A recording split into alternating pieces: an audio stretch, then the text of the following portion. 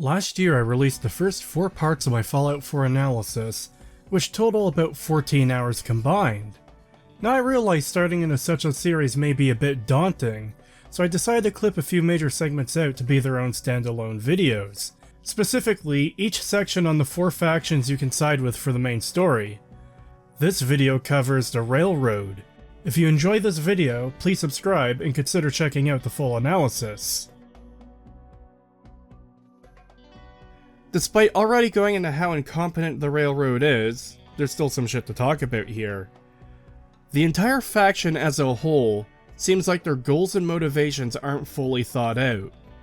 I mean, I get their goals are to help synths, but this just seems really forced. So the Railroad are a group of humans who one day just kinda decided they should rescue synths from the Institute, even though they have no way of reliably doing this. How do they know they were even helping synths? I thought escaping the Institute triggered a failsafe that erases their memories. How would a synth even know they are a synth at that point? How would anyone be able to figure out who is or isn't a synth? Remember, the whole point is that they perfectly resemble humans, so what would indicate to anyone who is and isn't a synth? The Railroad has absolutely no way to directly free synths from the Institute, and have no contact with anyone inside. The flow of escaped synths relies entirely on one single person within the Institute. What if he got caught? What if he died? The Railroad would become irrelevant pretty fucking quick. If no more synths were escaping, that means the Railroad wouldn't be able to help them anymore. They might stick around for a bit as an opposition to the Institute, but they'd be left at a dead end. But more importantly, how did the Railroad even form in a world where resources are limited and day-to-day survival is a struggle? Where do they get their food and water from? Where do they get their money? Running a charity freedom fighter organization against a shadowy, mysterious group that wants you dead ain't easy, and it ain't cheap, and they need food and water just as much as every single other person does in order to survive. So how do they keep this organization running when barely anyone else is able to keep a town together? Oh, I guess it's just because ML said so. Don't think about it too much. Remember, it's not poorly written if you don't think about it at all. You even find out Liam put messages on the synths he was freeing, and that's how the Railroad knew someone on the inside was freeing them. But the question then becomes, how did they originally find these messages? How would they know how or where to look for these messages? How did Liam put these messages into the synths? Did he do it remotely? Do the synths plug into a terminal? Where's their plug-in port? If he modified the synths before freeing them, shouldn't there be a way for the Institute to find out? Hey, someone's been messing with the synth. Unauthorized changes were made. Who did this? Why did this group of humans unify and decide it was more important to save fake people rather than their fellow man? I understand there's an element of morality here, as synths seem to have human-level sapience, and not just mere code in a machine. But we're not talking about a world where humans already live rather comfortably. We're talking about a horrible, hellish nuclear wasteland full of raiders and mutated creatures, and countless other threats including starving and dehydration. Where does the Railroad get all their resources from? How has the Institute not dealt with them yet? Hell, the Institute raided their previous headquarters. Surely there was some serious info in there the Institute could use against them, right? And their new HQ, there's a board that shows what all their symbols are. If they got raided, that info would just be sitting there for the Institute to see. Suddenly, all your call signs and symbols are worthless, and in fact, even dangerous, since the Institute would know what they all mean, and can now use them as traps. Stake out locations you've already got set up or picked out, or even place their own, to lead you into death traps. Liam says he's put messages into the synths for people to find, but didn't know if anyone would find them. Okay. How did the Railroad initially find them? Serious question. It's clearly presented in such a way that he's not simply telling them information, but putting messages into them, as in, somewhere in their programming. It becomes a big fucking deal to understanding how all this works, when you realize there's no possible way for anyone outside of the Institute to even know this is possible. The Railroad just seems like a bizarre house of cards that's somehow still standing in a hurricane. They seem like a disorganized group of assholes who are LARPing as some kind of deep undercover operatives who don't know what they're doing, apparently have time to stand around in dark rooms all day waiting for someone to guess their shitty password, and have managed to survive on pure luck alone. I cannot overstate how much I hate this faction and everyone in it. Rather than some group of freedom fighters who are constantly under fire and are fighting the good fight, they instead come off as a fanatical group of some of the most unlikable and stupid characters I've seen in a while. So is there anyone you like? Oh, I wasn't aware we were competing for congeniality awards. I thought we were rescuing synths. My mistake.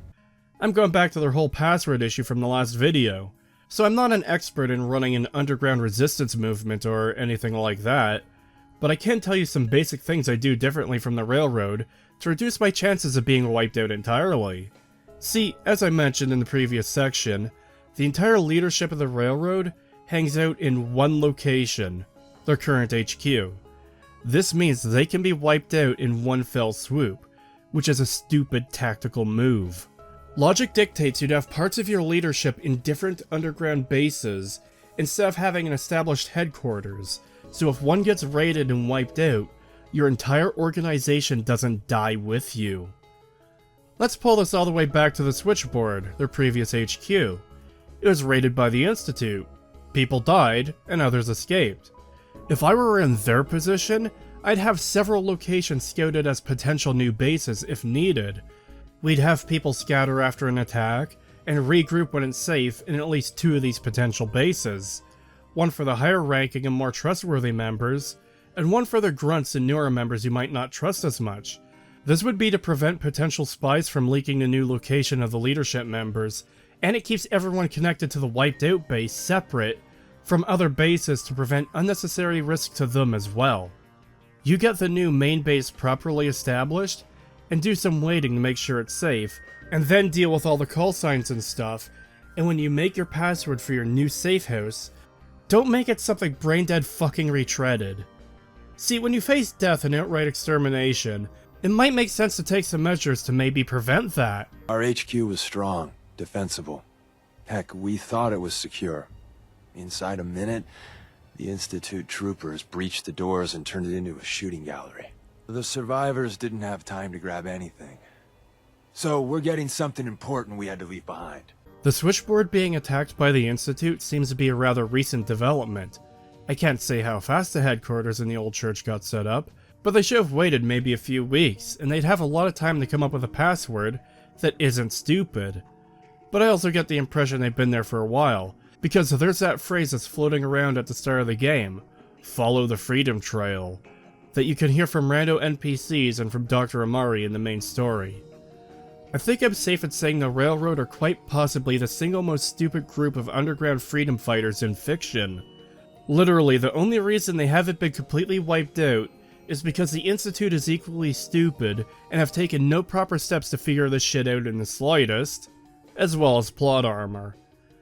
Need I remind everyone that the Freedom Trail is literally a bright red trail leading through the city directly to the Railroad's main base, especially considering that anytime the trail has been destroyed or covered by rubble, new red paint gets placed there to connect the breaks in the trail. This really just makes both the Railroad and the Institute both look cartoonishly incompetent, as if the rest of the game didn't already do that.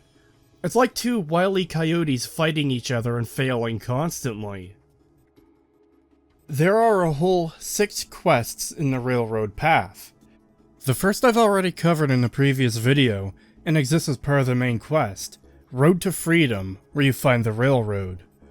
Following that is Tradecraft, which is largely a massive waste of time. After some pointless fucking around, you go to their former HQ to retrieve a pointless item that does absolutely nothing, and is just an entirely pointless quest objective. This quest does show off the kind of danger they face from the Institute, but as mentioned previously, this just makes them both look incompetent given the situation we see at their current base. Deacon does inform you a bit about their call signs posted around the wasteland, and while I've only found a couple on my own, they do seem to lead to stuff. But in a world full of loot, a Railroad loot cache doesn't amount to a whole lot. Also, in my experience, you never have to deal with an informant like this guy ever again, which is why I called it pointless fucking around. This comes off as Bethesda wanting some slick spy movie elements, without ever committing to it fully. After that is Underground Undercover, which is basically setting up for a synth revolt from within the Institute for when you attack it later. The rest of it just has you following half of the Institute path, your character basically deceiving the Institute. It's worth noting that a synth revolt is the most pointless thing ever, because they have shutdown codes and the Institute has an intercom system that can transmit to the entire facility. The only real thing of note here, in following the Institute path for a bit, is the Battle of Bunker Hill, in which you're obviously going to be helping the Railroad if you're committed to following that path. The game doesn't give you a good option to lie to Sean about it, and he just seems to know regardless that you set them free. So once again, what little choice you're given is shit on by the developers. This reminds me of Fallout 3, where Liam Neeson confronts you about nuking Megaton, and you just don't have the option to outright deny it with him believing you. He always just knows that you nuked this town, even though he shouldn't. Next is Precipice of War. The Brotherhood of Steel randomly decides for some reason that they've got to brutally wipe out the Railroad, and launches an assault upon them. I get the Brotherhood hate the synths, but the entire endeavor to wipe out the Railroad seems like a pointless distraction for the Brotherhood, and a pointless conflict to throw at the player. I can't complain about this too much though, but that's just because I hate the Railroad and them being wiped out is a good thing. It does feel like Bethesda should have done more work to justify the Brotherhood's hatred of the Railroad specifically, to the point of wanting to wipe them out. Next is Rocket's Red Glare. You steal a vertebrate from the Brotherhood, run around their airship and plant some bombs, then fly off and watch the fireworks. And once again, I'm going to be saving the final quest for the end. Now we get to the Railroad side quests. Many of them are Radiant quests themselves, but do have endings to them. First up is Boston After Dark, in which you escort a synth to a safe house. There's not much more to it. After that is Mercer Safe House, where you're sent to claim a random settlement for the Railroad as a new safe house. If you're siding with the Railroad to build the teleporter, this is a mandatory quest, as this is where you'll be building it. Following that is Burning Cover, which is less of a quest and more of a jumping point if your cover inside the Institute is blown for whatever reason. They just send you to the Minutemen to continue the main story with them. Next is Butcher's Bill. Go check on a safe house to find it overrun with raiders and deal with a Deathclaw. There's a part 2 to this quest as well, where you have to find a member of the Railroad in a random location. He's fucking dead. Quest over. After that is Memory Interrupted, where the synth you helped earlier has since had his memories altered and needs to be escorted out of the Commonwealth. You have to clear a location of old synths, and another character is accidentally sent there as well, if she isn't dead yet in the main story. Just goes to show how organized the Railroad is. The bigger issue here, though, is the fact the Railroad wipes the memories of synths. This is implied to be a choice by the synths, to be fair, but the problem is the fact that our memories and experiences make us who we are. Imagine yourself as you are, right now, and suddenly all your memories and experiences are permanently wiped away, and you're separated from any of the people you previously knew, so they can't even tell you the person you were before. This would be tantamount to death of who you are right now, while your body keeps on living, and whatever little is left of you would essentially become a different person. So how would that be any different from what the Institute does to them, aside from the eternal servitude? Because when they escape, the implication is that they're scared of being reprogrammed and losing who they are, so to avoid capture, their memory is erased, losing who they are to escape the Institute. This also raises the question of why synths the Railroad has helped don't remember being taken out of the Commonwealth. Dance makes no mention, as far as I've seen, of leaving this place and going to the Capital Wasteland. You'd think it'd be a pretty big flaw in the plan if synths escaping the Commonwealth had any memory of once being in the Commonwealth, which they surely would have, as their memories are erased before leaving. Additionally, there's this holotape that raises another contradiction. I've decided to have the operation. I know I'll lose all my memories. I don't want you to be sad. I have nightmares. And this world, the SRB, being hunted, I just can't handle it. Everyone says I'll be safer if I start a new life. I know I'll be happier. My only regret is I'll forget. Old Man Stockton, High Rise, and you. Looking back, there's only fear. Worse than fear. But I will miss my new friends. Worst of all, no one knows why they do it, what their plan is, or where they are. Not even me. And I'm a synth myself. A discarded prototype, anyway. You don't know anything about them. Really? Some kind of security setting strips or blocks out those memories. And it's not just me. Any synth that gets trashed, left behind, or escapes the Institute has the same problem. Probably some kind of failsafe. So memories of the Institute are erased upon escaping to prevent their secrets from getting out. But then also, here's a synth who remembers. This is just yet another example of the way in which this game was written. That is to say, with no care or attention to detail. I know someone somewhere is going to call this a nitpick, but this is foundational stuff to our understanding that is being jerked around. Nick doesn't remember anything, because synths lose their memory upon escape, which is the reason he can't tell us anything about the Institute when we need it. But now the game is trying to make a sad moment here, where a synth we saw and helped for 23 seconds called us a friend, and is sad to lose that memory, but has to because the things he knows about the Institute and the SRB scares him and gives him nightmares. Following that is Operation Ticonderoga. The safe house you escorted the synth to earlier has been wiped out by Institute agents. Kill the two coursers and report back. Next is To the Mattresses, in which you're tasked with killing raiders in random locations. Literally, that's all there is to it. There's a gang that the Railroad hates, that specifically targets synths and is cruel to them, so they send you to kill their leadership in 6 different quests. Each one literally just shoves one extra NPC into a random established raider base. Again, how do these random raiders know who is and isn't a synth? You'd think that if it was that easy for the Railroad and these random pointless raiders to find out who is and isn't a synth, that could be pretty useful for other instances where there's suspicion of someone being a synth. I don't know, I guess it's just another one of those don't think about it moments. The raiders need this ability, so you could go kill the bad mean people, and the Railroad needs this ability to even exist. But no one else can ever have it because that would ruin the deep and interesting theme of not knowing who your neighbor is. The most important theme in Fallout 4 is suspicion. Who is this person sitting next to me? Are they human? Do they want to do me harm? Finally is Randolph Safe House. Similar to the previous one, it's numbered.